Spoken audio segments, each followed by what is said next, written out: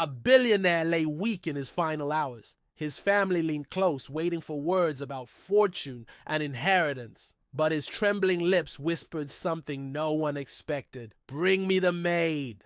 That request set off a storm of outrage, and what happened next changed everything. He was surrounded by marble walls and golden lamps, yet the air in the mansion felt colder than a tomb.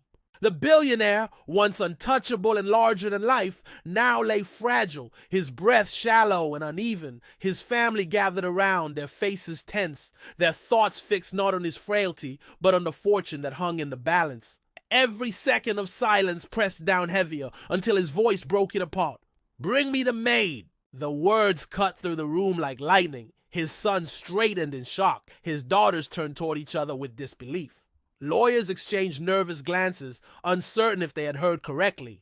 The staff at the edges froze, unsure whether to obey such a strange command in his last hours. To the family, the request was unthinkable. To them, she was invisible. A worker whose life was confined to kitchens and corridors, someone tolerated but never acknowledged. And yet, at the end, she was the one he wanted. Her name was Evelyn. For more than 2 decades, she had polished the silver, carried trays heavier than her own strength, and walked miles each day across the marble floors of that house. Her hands were worn from scrubbing, her knees stiff from bending, but her dignity was unbroken. She was a quiet woman, her presence steady, her silence a shield. She had lived too long in a world that overlooked her, but she carried herself as if unseen battles still gave her strength. She was in the kitchen when the summons reached her. A servant, pale with confusion, whispered the message. The room of workers fell into stunned silence. Evelyn paused with a wet cloth still in her hand, her heart pounding. She had spent years moving in shadows, her work noticed only when left undone, her face forgotten in the glare of wealth. Why would he want her now in his last breath? Evelyn's story was etched with loss. Long before she worked in the mansion, she had cared for soldiers in a small hospital, binding wounds, holding trembling hands, and listening to cries in the night. She had been there when her younger brother marched off to war, a smile on his face and pride in his step. She had been there too when he came back in a flag-draped coffin. The memory of that folded flag pressed into her mother's hands was a wound she never spoke of, but it shaped everything she became. When the hospital cut staff, she took whatever work she could find. The mansion became her battlefield of survival. She endured whispers, commands, and cold stares, but she never broke. At night, she prayed quietly for the strength to keep walking. She remembered soldiers who had died in silence, and she decided she would honor them by living with silence that carried dignity, not defeat. Now, as she walked into the billionaire's chamber, every eye turned on her.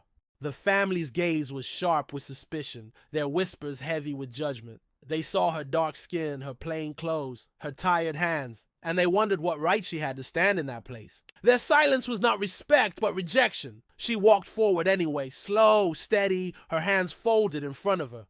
The billionaire's son stepped forward, his voice tight with anger. "This is not the time. She doesn't belong here." His words cracked like a whip, meant to humiliate. Evelyn did not respond. She placed one hand gently on the carved wooden bed frame and lowered her eyes in quiet respect. Her silence made the moment heavier than any protest could. The family shifted uncomfortably, but she did not move. She had endured sharper cruelty in her life. The billionaire, with trembling strength, lifted his hand toward her. His children tried to lean in to stop him, but his eyes burned with a clarity that silenced them.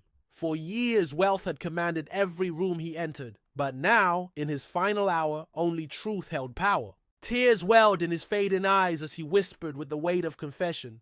"When I had nothing, she gave me kindness. When I was cruel, she forgave me. She's the only soul who saw me as a man, not a fortune." The words struck the room like a blow. His daughters gasped. His son clenched his jaw. The lawyers lowered their eyes, unwilling to look at Evelyn. The staff at the door held their breath. For years they had known her quiet kindness, but never had they heard him speak of it. Evelyn stood motionless, her heart trembling though her face remained calm. She had not expected gratitude, much less honor. She had simply lived her life in service, believing that no one truly saw her. But now, in his dying words, she was acknowledged. The billionaire pressed her hand in his, frail and trembling, and whispered a line that would echo in every heart that heard it. "Respect is not bought. It is earned, and she is the richest here. His eyes closed, his breath faded, and silence filled the chamber. A silence not of contempt this time, but of truth. The family bowed their heads, shame washing over them. Some wept quietly, not only for the man who had passed, but for their blindness to the dignity that had lived among them for years. The staff began to gather at the door, their eyes shining with awe. Slowly, one by one, they lowered their heads toward Evelyn. No one commanded it, no one explained it, but the gesture spread.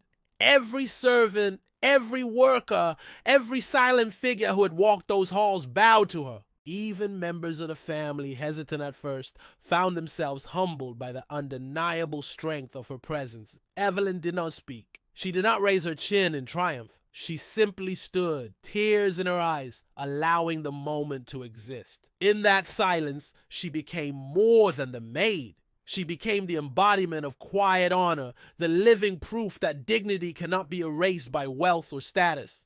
When she left the chamber, the curtains shifted, and sunlight fell across her path.